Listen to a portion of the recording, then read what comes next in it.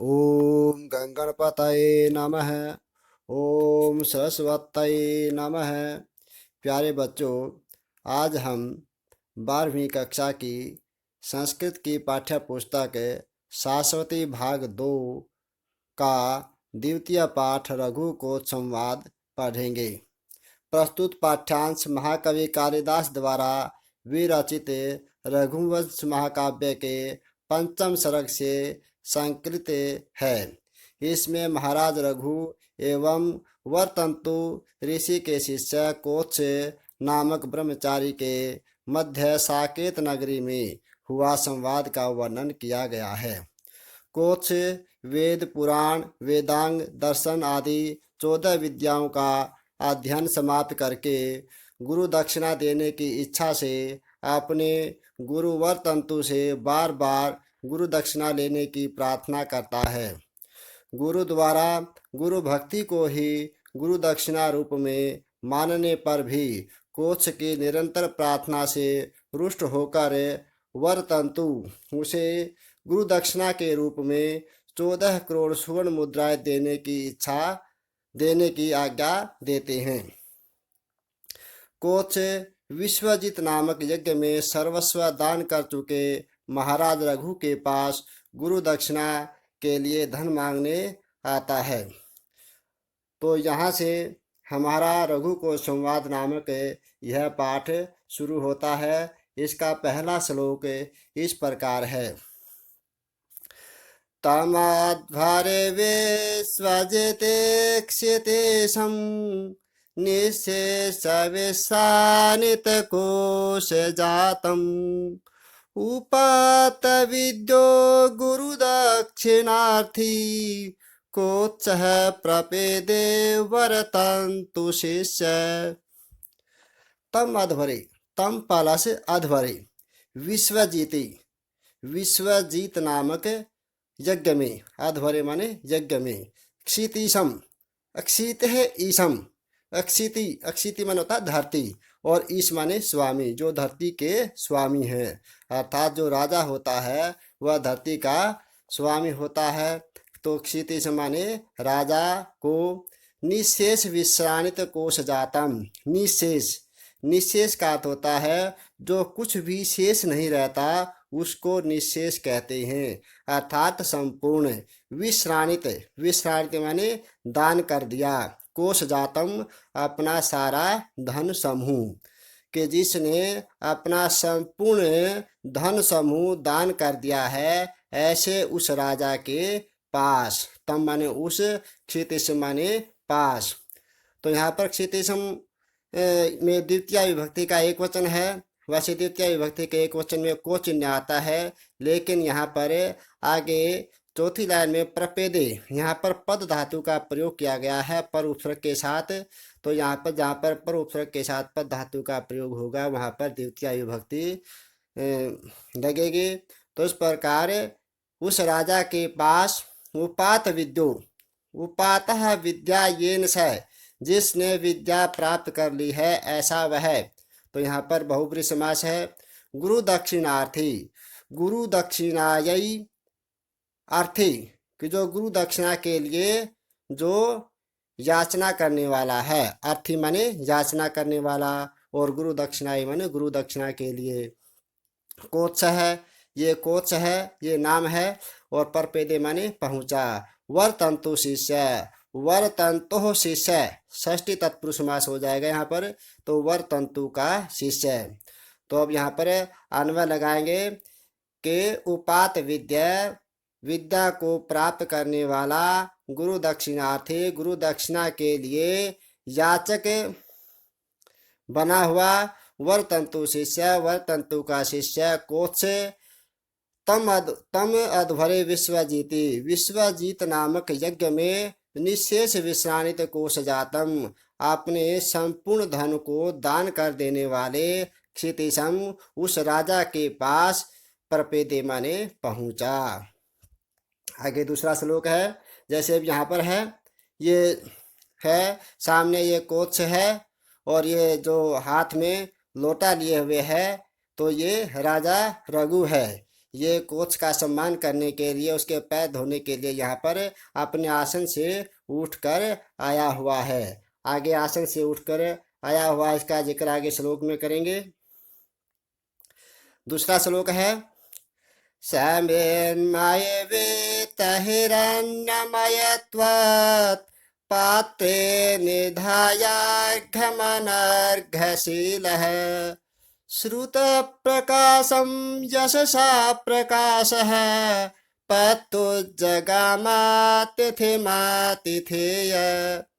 स माने वह राजा, और मृण्मय माने मिट्टी के बर्तन में, वीत हिरण्यमयत्वात्, हिरण्य मन होता सोना, और हिरण्यमय माने सोने से बना हुआ, और वीत माने न रहने पर, सोने से बने हुए बर्तनों के न रहने पर, और मृण्मय माने मिट्टी के बर्तन में, और निधायार्घ्यम, निधाय माने रख कर, और अर्घ्यम माने होता है सत्कार के लिए पूजन सामग्री। जैसे जब कोई अतिथि मेहमान आता है तब उसका सत्कार करने के लिए हम फूल माला लेकर चलते हैं, और पानी इत्यादि, जल इत्यादि लेकर के चलते हैं उसका सत्कार करने के लिए।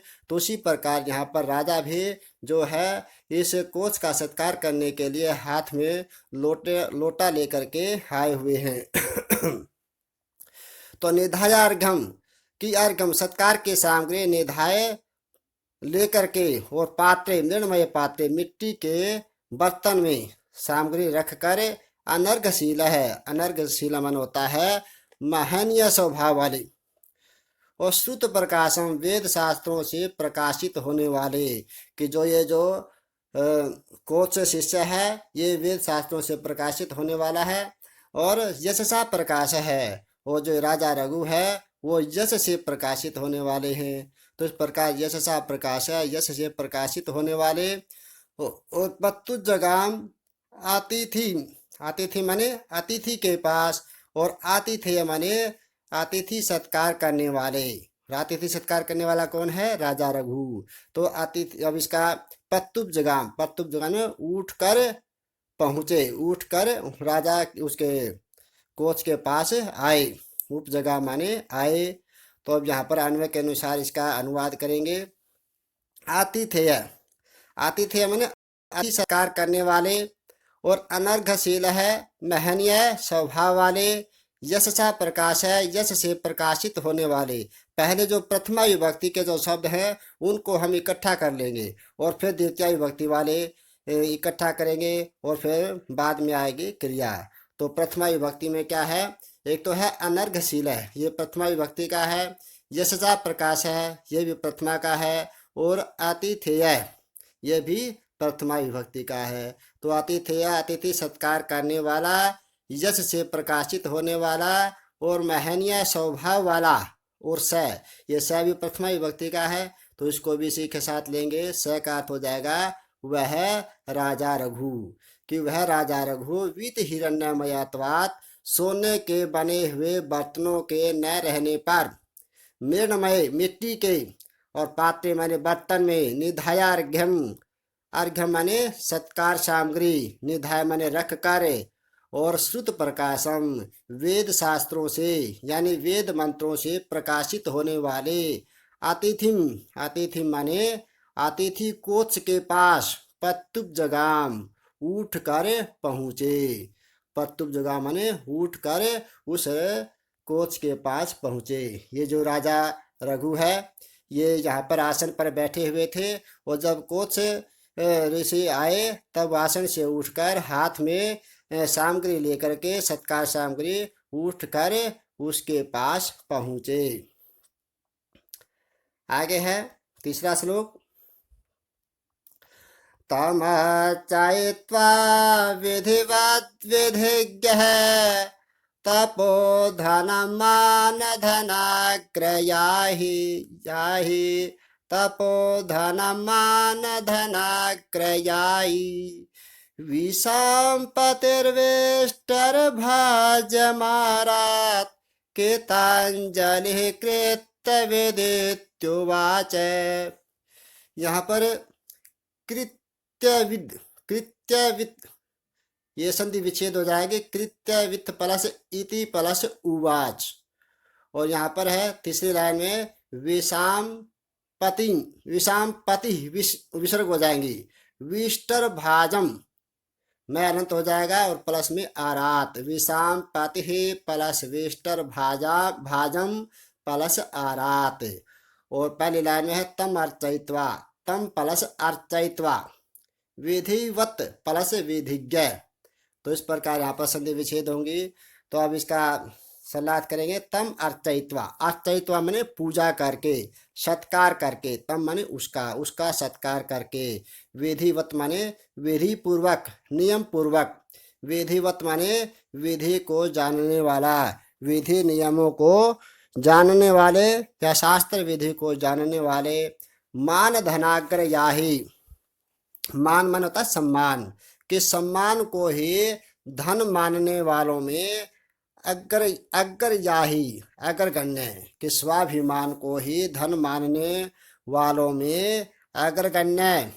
और विषाम पति राजा, विषाम मन होता प्रजा और पति माने स्वामी, प्रजा का स्वामी। तो प्रजा का स्वामी कौन होता है? राजा। तो विषाम पति राजा। और विष्टर भाजाम आसन पर बैठे हुए, और कृतांजलि माने हाथ जोड़कर, कृत्यविद, कृत्यविद माने कर्तव्य कर्मों को जानने वाले। अब यहाँ पर इसका उवाच माने हुआ, उवाच माने बोले। अब इसका अन्वय के अनुसार इसका अर्थ करेंगे कि विधिज्ञ, विधिज्ञ माने शास्त्र विधि को जानने वाले, और मान धनाकर याही, और स्वाभिमान को ही धन मानने वालों में अग्रगण्य, विषाम पति राजा, और कृत्यविद माने कर्तव्य नियमों को, कर्तव्य कर्मों को जानने वाले वह राजा रघु। तम अर्चयित्वा, और उसके पूजा करके, किसकी पूजा करके? कोच की पूजा करके। और विष्टर भाजाम आसन पर बैठे हुए उस कोच की पूजा करके। और आरात, आरात माने निकट ही, कृतांजलि माने हाथ जोड़कर। और इति उवाच इस प्रकार बोले। तो उसके आसन के पास आरात, आरात माने तो निकट, आसन के निकट खड़े होकर के कृतांजलि हाथ जोड़ करके इत्युवाच इस प्रकार बोले। उवाच, उवाच माने बोले। तो यहाँ पर इसमें तीसरे श्लोक में क्या है? उपेंद्र वज्राछंद है। और पहले जो हमने पढ़े थे श्लोक, दूसरा श्लोक, पहला श्लोक, उसमें दोनों में उपजाति छंद है, और तीसरे श्लोक में उपेंद्र वज्राछंद है। आगे चौथा श्लोक है अप्याग्रणिर्मन्त्रकेतामृषीणां कुशाग्रबुद्धे कुशले गुरुस्ते यतस्तव्याज्ञानमशेषमाप्तं लोकेन चेतन्नमेवोष्णरश्मिः। यहाँ पर भी क्या है? उपजाति छंद है। और यहाँ लोकेन चैतन्यम इव उष्ण रश्मि, यहाँ पर क्या है? उपमा अलंकार है। चैतन्यम प्लस इव प्लस उष्ण रश्मि, यहाँ संधि विच्छेद हो जाएगी, चैतन्यम प्लस इव प्लस उष्ण रश्मि। अब पहली लाइन में है अप्यग्रणी, यहाँ पर संधि विच्छेद हो जाएगी, आपी प्लस अग्रणी विसर्ग हो जाएंगे। मंत्र कृताम प्लस ऋषिनाम, मंत्र कृताम में हलंत हो जाएगा, प्लस में ऋषि नाम। कुशाग्र बुद्धि, कि हे तेज बुद्धि वाले। यहाँ पर जो राजा रघु है वो विनय पूर्वक कोच से प्रार्थना करता है कि वो पूछता है, संबोधन करता है कि हे कुशाग्र बुद्धि, कि हे तेज बुद्धि वाले। अपि, यहाँ पर वाक्य के आरंभ में अपि आ गया। अपि का अर्थ वैसे तो भी होता है, अपि माने भी, लेकिन जब वाक्य के आरंभ में आ जाता है तब उसका अर्थ क्या? प्रश्नवाचक बन जाता है। क्या? मंत्र कृताम ऋषिनाम, मंत्र दृष्टाओं में अग्रणी, आप अग्रणी ऋषि, मंत्र दृष्टा ऋषियों में जो अग्रणी है, मंत्र गीता में छठी विभक्ति है, ऋषि नाम ये भी छठी विभक्ति है कि मंत्र दृष्टा ऋषियों में जो अग्रणी है कौन, गुरु थे तुम्हारे गुरु, कुशली क्या वो कुशल पूर्वक हैं, क्या वो ठीक ठाक हैं। आगे तीसरी लाइन है यतस्तव्या, यतस्तवा यतः प्लस तव्या, यत माने जिससे, तव्या माने आपने, ज्ञानम प्लस अशेषम आप्तम से अशेषम आप्तम, अशेष अशेष न शेष इति अशेषम कि जो कुछ शेष ही नहीं रहता उसको अशेष कहते हैं। अशेष माने संपूर्ण, तो अशेषम यहाँ पर नया तत्पुरुष समास हो जाएगा, न शेषम इति अशेषम कि जतः माने जिससे, तव्या माने आपने, अशेषम माने संपूर्ण, ज्ञानम माने ज्ञान, आप्तम माने प्राप्त किया कि संपूर्ण ज्ञान उसी प्रकार प्राप्त किया। यहाँ पर चेतनम एव उसने, यहाँ पर इव शब्द आया है तो इव का हो जाएगा जिस प्रकार, उसी प्रकार आपने ज्ञान प्राप्त किया जिस प्रकार लोकेन, लोकेन माने सारा संसार, उष्ण रस में भगवान सूर्य से चेतनम एव चेतनता प्राप्त करता है कि जिस प्रकार भगवान सूर्य से सारा संसार चेतनता प्राप्त करता है उसी प्रकार आपने अपने गुरु से संपूर्ण ज्ञान प्राप्त किया। तो इस प्रकार यहाँ पर उपमा अलंकार है और उपजाति छंद है। तवार्हतो नाभिगमेन तृप्तं मनो नियोग क्रिययोत्सुकं मे, आप्याज्ञया शास्यतुरात्मना वा प्राप्तोऽसि संभावयितुं मनान् माम्। तवार्हतो नाभिगमनेन तृप्तं, नाभिगमनेन न प्लस अभिगमेन तृप्तम, मनोनियोग क्रियोत्सुक में, मनो मनो माने मन और में माने मेरा कि जो मेरा मन है, नियोग क्रियोत्सुकम की आज्ञा पालन के लिए उत्सुक, में मनो मेरा मन, तवार्हतो के आप पूजनीय के, अभिगमनेन आने से, अभिगमनेन माने आने से, न माने नहीं, तृप्त माने तृप्त के तृप्त नहीं है, के आप पूजनीय के आने से और आज्ञा पालन में उत्सुक मेरा मन तृप्त नहीं है। आपी प्लस आज्ञा, शासितु प्लस आत्मना, शासितु के विसर्ग हो जाएंगे, शासितु प्लस आत्मना वा, प्राप्तोसि प्राप्तः प्लस असि, संभावयितुम वनात् प्लस माम, वनान माम, वनात् प्लस माम। आज्ञा, आज्ञा माने आज्ञा से, और अपि, अपि ये वाक्य के आरंभ में आ गया तो अपि का अर्थ हो जाएगा क्या, क्या आप शासितु, शासितु माने गुरु की आज्ञा से, आज्ञा माने आज्ञा से, आत्मना माने अपने आप, वा माने अथवा, के आप गुरु की आज्ञा से अथवा अपने आप, वनात् माम के मुझे, वन से मुझे, संभावे तो माने मुझ पर कृपा करने के लिए, संभावे तो माने कृपा करने के लिए, प्राप्तोषि प्राप्त हुए हो या आए हो, प्राप्तोषि माने आए हो कि वन से यहाँ पर मुझे यानी मेरे को, मेरे ऊपर कृपा करने के लिए आए हो, अपने आप आए हो या गुरु की आज्ञा से आए हो। छठा श्लोक है इत्तर्घ्यपातानुमितव्ययस्य रघोरुदारामपि गां निशम्य स्वार्थोपपत्तिं प्रतिदुर्बलास तमेत्यवोचद्वरतन्तु शिष्यः।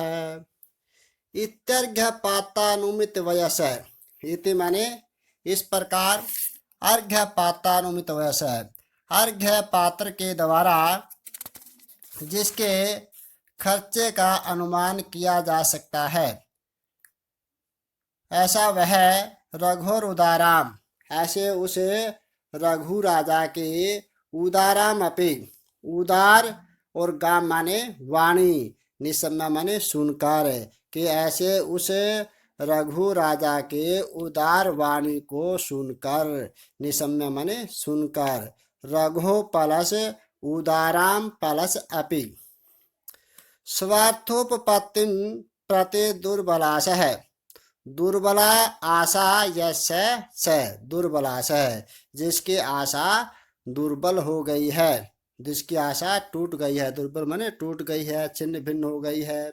स्वार्थोपत्तिम, स्वार्थ प्लस उपपत्तिम, स्वार्थ माने अपने प्रयोजन की सिद्धि के प्रति, स्वार्थ माने प्रयोजन, के अपने प्रयोजन के सिद्धि के प्रति दुर्बल आशा वाला, टूटी हुई आशा वाला वर तंतु शिष्य है, वर तंतु का शिष्य वह कोच तम इत्यवोचत, तम प्लस इति प्लस अवोचत, तम माने उस राजा रघु को, और इत्यवोचत इति प्लस अवोचत इस प्रकार बोला, अवोचत बोला, इस प्रकार वह बोला। दोबारा फिर इसका अन्वय के अनुसार देखेंगे कि इत्यर्घ्य पात्रानुमित व्ययस्य, इस प्रकार अर्घ्य पात्र के द्वारा जिसके खर्चे का अनुमान किया जा सकता है, ऐसे उस रघु राजा के उदाराम अपि गाम निसम्य, उदार वाणी को सुनकर, स्वार्थोपपत्तिम प्रति अपने प्रयोजन के सिद्धि के प्रति दुर्बलाश है, दुर्बल आशा वाला वर तंतु शिष्य, वर तंतु का शिष्य तम इति अवोचत, उस राजा रघु को इस प्रकार बोला, या उस राजा रघु से इस प्रकार कहा। आगे 7वां श्लोक है, सर्वात्तनवात्तमवेहि राजन् नाथे कुतस्त्वयशुभं प्रजानां, सूर्ये तपत्यावरणाय दिष्टेः कल्पितलोकस्य कथं तमिश्रा, कल्पितलोकस्य कथं तमिश्रा, सर्वत्र नो वार्तमावेहि राजन। यहाँ पर जो कोच आया हुआ है तो वह राजा रघु को बताता है, राजा को बताता है कि हे राजन, सर्वत्र नो वार्तमावेहि राजन, कि हे राजन सर्वत्र नो वार्तमावेहि, कि सब जगह आप हमारा कल्याण जाने, कि सब जगह हमारा मंगल जाने, वार्तम, वार्तम माने मंगल कल्याण, नाथे कुतस्त्व यशुभम प्रजानाम, के नाथे कुतः प्लस तवै अशुभम, अशुभम माने अमंगल, और कुतः माने कहाँ, और तवै यहाँ पर संधि विच्छेद हो जाएगी, कुतः प्लस तवै प्लस अशुभम, तवै, तवै माने आपके, नाथे माने स्वामी के होने पर, प्रजा नाम अशुभम, प्रजा का अशुभ कैसे हो सकता है।